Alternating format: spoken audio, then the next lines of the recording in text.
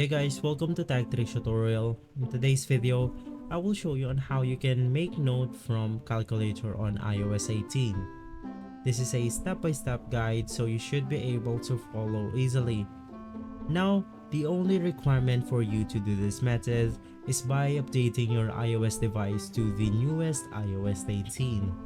Right after that, you want to go ahead and open up the calculator application. Now, once inside, normally you will go ahead and see this application right here. If you go ahead and click on the three lines at the corner of your screen, it will basically show nothing. But to scribble or to make notes on our calculator, you can just go ahead and click on this button right here. Once inside, you can just navigate through the Math Notes section. Inside Math Notes, just go ahead and click on this button right here, which is New Note, and inside we can then go ahead and do whatever we want inside this section right here. So guys, if this video has been helpful for you, please consider by liking and subscribing.